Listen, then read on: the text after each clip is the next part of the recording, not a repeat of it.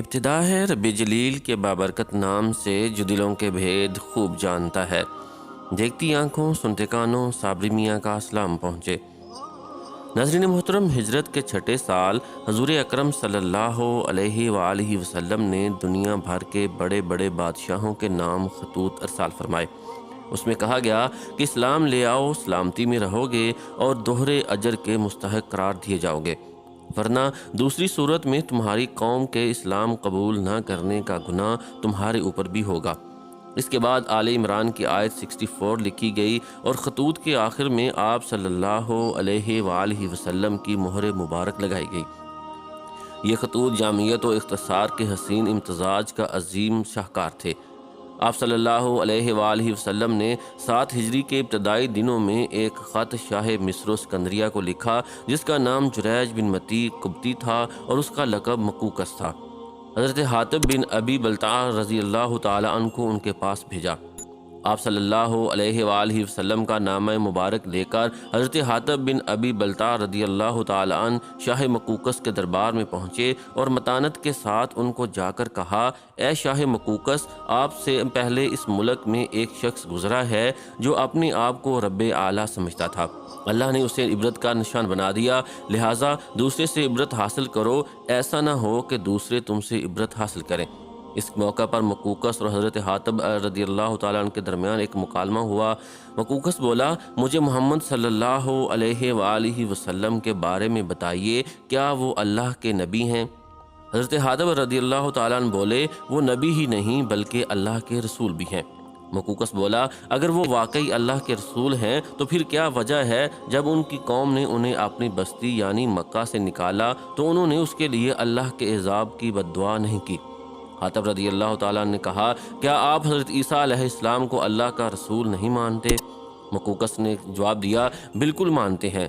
حاتب رضی اللہ تعالیٰ عنہ بولے، تو پھر آپ بتائیے کہ جب ان کی قوم نے انہیں چاروں طرف سے گھیر لیا اور انہیں سولی پر چڑھانے کا ارادہ کیا اور پھر اللہ نے انہیں آسمان پر اٹھا لیا تو انہوں نے اس بات کی بد دعا کیوں نہیں کی کہ ان کا رب بنی اسرائیل کو ہلاک کر دے؟ شاہ مقوقس بولا، آپ ایک حکیم عقل مند آدمی ہیں اور ایک حکیم دانا آدمی کی طرف سے آئے ہیں۔ میں محمد صلی اللہ علیہ وآلہ وسلم کے لیے یہ تحفے آپ کے ساتھ بھیجتا ہوں اور یہ نگہبان جس کا نام معبور تھا جو آپ کے علاقے تک آپ کی نگہبانی کرے گا۔ اس کے بعد رسول اکرم صلی اللہ علیہ وآلہ وسلم کے خط کا جواب لکھوایا جو اس طرح تھا، محمد بن عبداللہ کے حضور من جانب مقوقس، اما بعد میں نے آپ صلی اللہ علیہ وآلہ وسلم کا گرامی نامہ پڑھا اور جو کچھ اس میں تحریر تھا اور جس کی آپ نے دعوت دی میں نے اسے سمجھ لیا ہے۔ میں جانتا ہوں کہ ایک نبی نے آنا تھا لیکن میرا خیال ہے اس کا ظہور ملک شام سے ہوگا۔ بہرحال میں نے آپ کے قاصد کی عزت کی ہے۔ میں آپ کی طرف 2 کنیزیں ماریہ اور سیرین کو بھیجتا ہوں جو قبط میں عظیم المرتبت ہیں، اور کچھ لباس و تحائف بھی پیش خدمت کرتا ہوں اور خچر بھی آپ کی سواری کے لیے روانہ کر رہا ہوں۔ آپ پر سلامتی ہو۔ خط کے ہمراہ چند تحائف بھی آپ صلی اللہ علیہ وآلہ وسلم کی خدمت میں بھیجے، جن میں 2 کنیزیں ماریہ قبطیہ اور ان کی بہن سیرین بھی تھیں۔ اس کے علاوہ ایک اونٹ، ایک سفید رنگ کا خچر، ایک نیزہ، قیمتی لباس، قیمتی خلعت اور 1000 مثقال سونا شامل تھا۔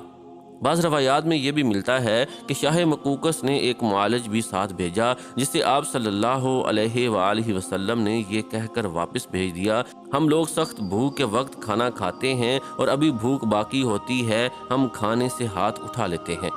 حضرت حاتب رضی اللہ تعالیٰ عنہ کی کوشش تھی کہ وہ اپنے آقا و مولا حضرت محمد مصطفیٰ صلی اللہ علیہ وآلہ وسلم کی امانتیں جلد سے جلد حاضر خدمت ہو کر پہنچا دیں، لیکن خواتین کی ہمراہی کی وجہ سے وہ اس برق رفتاری سے چل نہیں سکتے تھے۔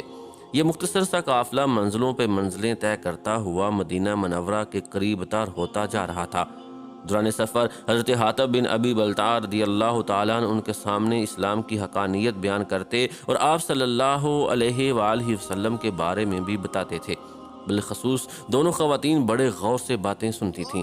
اگر کسی مقام پر کوئی بات سمجھنے میں دشواری محسوس کرتی تو استفسار کر لیتی۔ وہ سمجھ گئی تھیں کہ دین اسلام ہی وہ دین ہے جو حق ہے اور اللہ تعالیٰ کا پسندیدہ ہے۔ آخرکار کئی دنوں کی طویل مسافت کے بعد یہ چھوٹا سا قافلہ حدود مدینہ منورہ میں داخل ہوا۔ حضرت حاتم رضی اللہ تعالیٰ عنہ سیدھے ام سلیم رضی اللہ تعالیٰ عنہا کے ہاں تشریف لے گئے۔ معزز خواتین کو وہاں ٹھہرانے کے بعد آپ بارگاہ رسالت مآب صلی اللہ علیہ وآلہ وسلم میں حاضر ہوئے۔ اپنے محبوب صلی اللہ علیہ وآلہ وسلم کے قریب پہنچ کر نہایت ادب و محبت سے سلام عرض کیا اور شاہ مقوقس کا خط نکال کر پیش خدمت کیا۔ آپ صلی اللہ علیہ وآلہ وسلم نے مقوقس کے خط کی طرف دیکھا اور اسے کھولے بغیر ہی بتا دیا کہ اس میں کیا لکھا ہے۔ حضور صلی اللہ علیہ وآلہ وسلم نے سیدہ ماریہ رضی اللہ تعالیٰ عنہ سے شروع سے ہی پردہ کروایا۔ پھر مقوقس لکھا تھا کہ میں آپ کی خدمت میں 2 لڑکیاں بجوا رہا ہوں جنہیں قبطی قوم میں بڑا درجہ حاصل ہے۔ گویا اس نے آپ صلی اللہ علیہ وآلہ وسلم کی تکریم کے اظہار کے طور پر انتہائی اعلیٰ خاندان کی لڑکیوں کا انتخاب کر کے بھجوایا تھا، نہ کہ غلاموں کی مارکیٹ سے خرید کر۔ حضرت ماریہ قبطیہ رضی اللہ تعالی عنہا کو حضرت عائشہ صدیقہ رضی اللہ تعالی عنہا کے پڑوس میں حضرت حارث بن نعمان رضی اللہ تعالی عنہ کے مکان میں ٹھہرایا گیا۔ اگرچہ ماریہ قطبیہ رضی اللہ تعالی عنہ کنیز تھیں، لیکن اس کے باوجود آپ دیگر ازواج مطہرات کی طرح پردہ میں رہنے کا حکم دیا گیا۔ نبی کریم صلی اللہ علیہ وآلہ وسلم نے دونوں بہنوں کو ایک ساتھ اپنی غلامی میں جمع کرنا پسند نہ فرمایا اور ان دونوں میں سے کسی ایک کے انتخاب کے لیے بارگاہ الہی میں دعا کی، اے اللہ اپنے نبی کے لیے ایک کو منتخب فرما۔ چنانچہ حضرت ماریہ قبطیہ رضی اللہ تعالی عنہا کو اللہ پاک نے اپنے حبیب صلی اللہ علیہ وآلہ وسلم کے لیے یوں منتخب فرمایا کہ جب آپ علیہ السلام نے دونوں کنیزوں پر اسلام پیش فرمایا تو حضرت سیدہ ماریہ قبطیہ رضی اللہ تعالی عنہا نے فوراً اسلام قبول کر لیا، جبکہ آپ کی بہن حضرت سیدنا سیرین رضی اللہ تعالی عنہ نے کچھ دیر بعد اسلام قبول کیا۔ پھر حضرت سیرین رضی اللہ تعالی عنہا کو آپ صلی اللہ علیہ وآلہ وسلم نے حضرت حسان بن ثابت رضی اللہ تعالی عنہ کو ہبہ کر دیا، جن سے حضرت سیدنا عبد الرحمن بن حسان رضی اللہ تعالی عنہ پیدا ہوئے۔ حضور صلی اللہ علیہ وآلہ وسلم حضرت سیدہ ماریہ قبطیہ رضی اللہ تعالی عنہ کو بہت پسند فرماتے، آپ رضی اللہ تعالی عنہا پر کرم نوازی فرماتے ہوئے علیحدہ مکان عطا فرمایا۔ آپ صلی اللہ علیہ وآلہ وسلم مختلف اوقات میں آپ رضی اللہ تعالی عنہا کے پاس تشریف لے جایا کرتے۔ اس وقت میں ان کی عمر مبارک 20 سال تھی۔ کچھ عرصہ بعد ماریہ قبطیہ رضی اللہ تعالی عنہا امیر سے ہو گئیں۔ آپ کی دیکھ بھال کے لیے حضرت ابو رافع رضی اللہ تعالی عنہ کی اہلیہ حضرت سلمہ رضی اللہ تعالی عنہا گاہے بگاہے تشریف لاتی۔ سیدہ ماریہ قبطیہ رضی اللہ تعالی عنہا ایک بچے کی ماں بن گئیں۔ ذوالحجۃ الحرام 8 ہجری میں انہی سے شہزادہ رسول حضرت ابراہیم رضی اللہ تعالی عنہ کی ولادت ہوئی۔ لونڈی جب بچے کی ماں بنے تو اسے ام الولد کہتے ہیں۔ حضرت سلمہ رضی اللہ تعالی عنہا نے اپنے خاوند کو بچے کی خوشخبری دینے کے لیے آپ صلی اللہ علیہ وآلہ وسلم کے پاس بھیجا۔ جبریل علیہ السلام آپ صلی اللہ علیہ وآلہ وسلم کو پہلے ہی خوشخبری دے چکے تھے۔ جب حضرت ابو رافع رضی اللہ تعالیٰ عنہ بارگاہ نبوت میں حاضر ہوئے تو آپ صلی اللہ علیہ وآلہ وسلم نے ارشاد فرمایا، بیٹے کی ولادت کی خبر دینے آئے ہو؟ جی ہاں یا رسول اللہ صلی اللہ علیہ وآلہ وسلم، اللہ تعالیٰ نے آپ کو چاند سا بیٹا عطا فرمایا ہے۔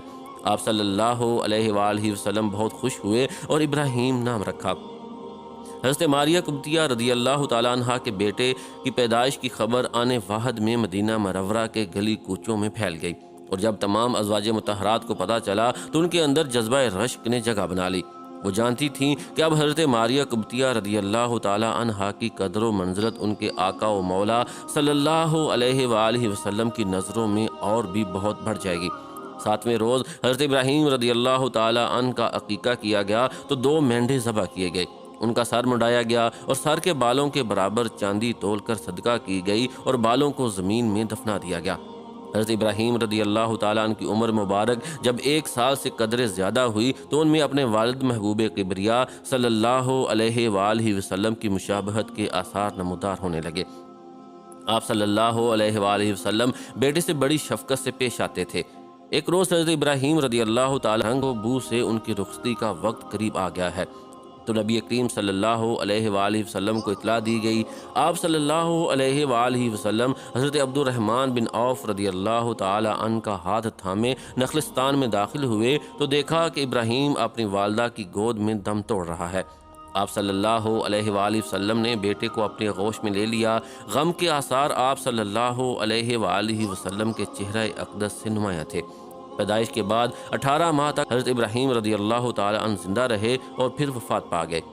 حضرت ماریہ قبطیہ رضی اللہ تعالیٰ عنہ پر بیٹے کی موت کا غم پہاڑ بن کر ٹوٹا تھا، لیکن اپنے محبوب صلی اللہ علیہ وآلہ وسلم سے تا قیامت تک کے لیے بچھڑ جانے کا تصور انہیں کبھی خواب میں بھی نہیں آیا تھا، لہٰذا یہ داغی جدائی ان کے لیے بے حد گراں ناقابل برداشت تھا۔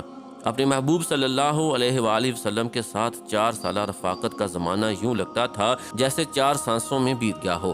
ہر وقت آپ صلی اللہ علیہ وآلہ وسلم کی یادوں میں گمسم رہتی تھیں۔ اب ان کا زیادہ تر وقت یاد الہی میں بسر ہوتا تھا۔ 16 ہجری کا پہلا مہینہ آیا تو حضرت ماریہ قبطیہ رضی اللہ تعالیٰ عنہ کا وقت وصال آ گیا، لہٰذا بستر مرگ پر دراز ہو گئیں۔ ان کی بہن حضرت سیرین قبطیہ رضی اللہ تعالیٰ عنہا قریب بیٹھی آنسو بہا رہی تھیں، اور عبد الرحمن بن حسان بن ثابت رضی اللہ تعالیٰ عنہ قریب کھڑے خالہ کی طرف بڑی معصوم نظروں سے دیکھ رہے تھے۔ سیدہ ماریہ قبطیہ رضی اللہ تعالیٰ عنہ نے اپنے بھانجے کی طرف بڑی محبت سے دیکھا، جس کے پس منظر میں وہ اپنے بیٹے ابراہیم کو دیکھ رہی تھیں۔ اس کے سار اور گالوں پر بڑے پیار سے ہاتھ پھیرا، بہن کی طرف ایسی نظروں سے دیکھا کہ وہ تڑپ اٹھی اور پھر آخری سانس لے کر ہمیشہ کے لیے خاموش ہو گئیں۔ اس وقت ان کی عمر 29 سال تھی۔ حضرت سیرین قبطیہ رضی اللہ تعالیٰ عنہا کے آنسو تھمنے کا نام نہ لیتے تھے۔ بی بی ماریہ قبطیہ رضی اللہ تعالیٰ عنہ کے وصال کی خبر مدینہ کے گلی کوچوں میں پھیل گئی۔ آپ رضی اللہ تعالیٰ عنہا کو جنت البقیع میں دفن کر دیا گیا۔ حضرت ماریہ قبطیہ رضی اللہ تعالیٰ عنہا کو اکثر مورخین سیرت نگاروں نے ازواج میں شامل نہیں کیا، جو کہ غلط ہے، اور حقیقتاً ازواج مطہرات میں شامل ہیں۔ وہ حرم نبوی صلی اللہ علیہ وآلہ وسلم میں آنے والی واحد مصری خاتون تھی۔ ان کا آبائی تعلق عیسائی مذہب سے تھا۔ وہ شاہی گھرانے سے تعلق رکھتی تھیں۔ انہیں ایک بادشاہ نے نبی کریم صلی اللہ علیہ وآلہ وسلم کی خدمت میں بھیجا تھا۔ نہ صرف یہ بلکہ ان کا ذکر مبارک اشعار کنایوں میں ہی صحیح زبور میں بھی آیا ہے۔ چنانچہ نبی کریم صلی اللہ علیہ وآلہ وسلم کے حوالے سے جو مختلف پیشن گوئیاں بائبل کے مختلف مقامات پر آئی ہیں، ان میں سے ایک پیشن گوئی یہ بھی ہے کہ تیری معزز خواتین میں شہزادیاں ہیں، بلکہ تیرے داہنے ہاتھ افیر کے سونے سے آراستہ کھڑی ہے۔ قاضی سلمان منصور پوری رحمۃ اللہ علیہ رقم تراز ہیں۔ داہنے ہاتھ کے الفاظ پر غور کرنا چاہیے، یہ ملک یمین کا ترجمہ ہے۔ سب مورخین ماریہ خاتون رضی اللہ تعالیٰ عنہ کو ملک یمین بتاتے ہیں۔ اس پیشن گوئی میں یہ پہلے ہی بتا دیا گیا ہے کہ وہ شہزادی ہوں گی اور ان کا آنا ملک یمین کی شان میں ہوگا۔ زبور کی عبارت سے یہی عیاں ہوتا ہے کہ ایک خاتون جو خانوادہ شاہی سے تعلق رکھتی ہوں گی، وہ نبی کریم صلی اللہ علیہ وآلہ وسلم کی خدمت میں پیش کی جائیں گی۔